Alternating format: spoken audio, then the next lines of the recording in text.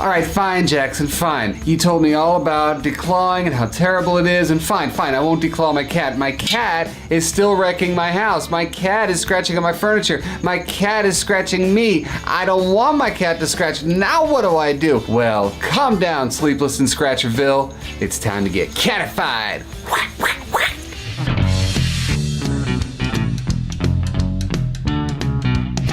If you watched my episode about declawing, you know exactly where I fall on the matter. I mean, I made myself pretty clear, right? Don't do it. Don't do it. It's inhumane, it's cruel, it's unusual, it's unnecessary, and it rarely works in solving behavioral problems. It usually makes other ones crop up. And did I tell you it hurts? You said fine. And you said it in loud ways. I mean, thank you, by the way, people. The way you're coming out, Team Cat Mojo in force, right? How do you live with a cat and her claws? Well, I'm gonna tell you. There's a few things that we have to bear in mind. Scratching is a necessity for cats. It's not a luxury. Cats need to, first of all, exercise the top part of their body. It's a nice way to grab something and pull down and get that exercise. Also, it's a really important part of marking territory. Now, remember, Cat Mojo 101, cats need to own places. If they don't own places, they become very, very insecure and anxious, and they act out in other ways.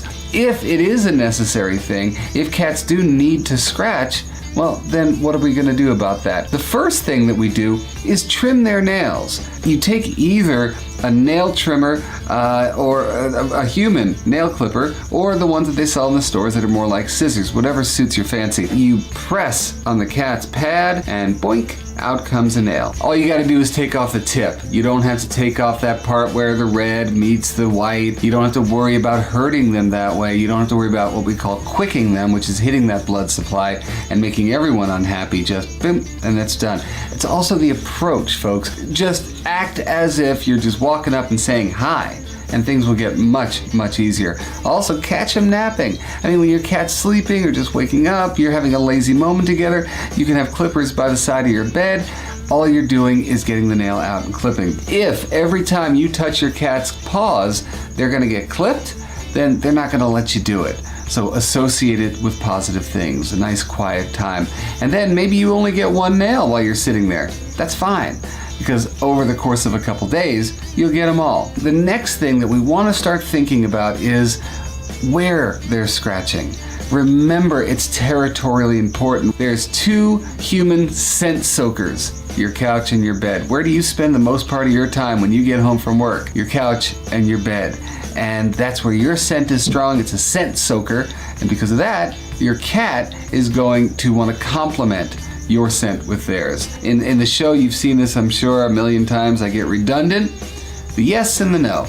Behind every no, there has to be a yes. If we don't want them scratching on the arm of the chair, we have to say, well, this location is still important. Let's say you use a product like Sticky Paws. Sticky Paws is double-sided sticky tape that is actually designed not to actually stick to your couch, but when your cat touches it, it's kind of tacky and they don't like it. Okay, we'll say no and put Sticky Paws down the arm of the couch, but right next door, there has to be a scratching post.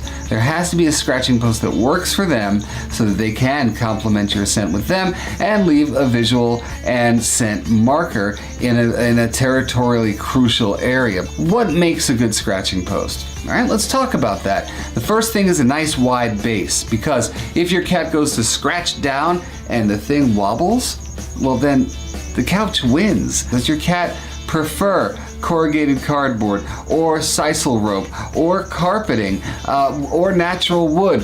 What is it that your cat likes? There are a lot of nice scratchers out on the market there, but you gotta sometimes look in different places, you know?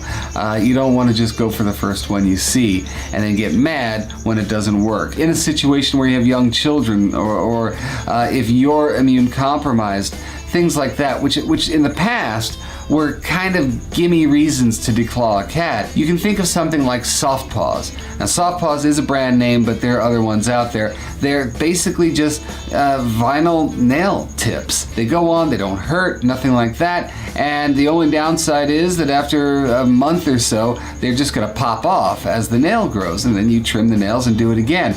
it is a way that there's no way that the nails can do any damage. I like that to be sort of a last resort, because why do it? Why go through all the aggravation if you don't have to? Plus, I like accommodating the raw cat. We want cats to be confident in the areas that they scratch. We want them to assert themselves territorially. We just want them to do it in the place that we want them to do it, and not in the place we don't want them to do it. Don't forget, you can start this when they're young. I mean, seriously, if you are clipping your cat's claws and giving them the yes and the no when they are young kittens, you will not have a problem as they grow up. And you know, there's a lot of people out there who are like, why would I compromise for my cat? You know, you've got children, you've got spouses and partners, and let me tell you something, the compromise involved with those guys dwarfs the needs of your cat. So listen, if you gotta go out there and get a scratching post, you gotta put some sticky tape on your couch, you gotta go put soft paws on, you gotta clip your cat's nails, that's the cost of having a beautiful relationship with your cat. It is an invaluable relationship and beautiful in every single way. Now you know everything that you need to know, the basics anyway, on making sure that your furniture and the people in your house stay safe while keeping your cat's claws intact. Now in the meantime, folks, you can find me anywhere, right? Anywhere and everywhere. Find me on Twitter, Facebook, Instagram, Google+.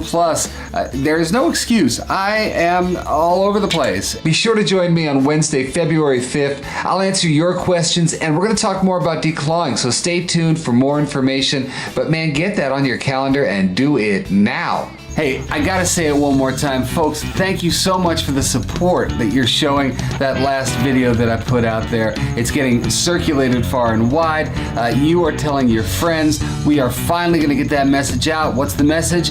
Declawing your cat is not okay. Anyhow, folks, until we talk next time, all light, all love, all mojo to you.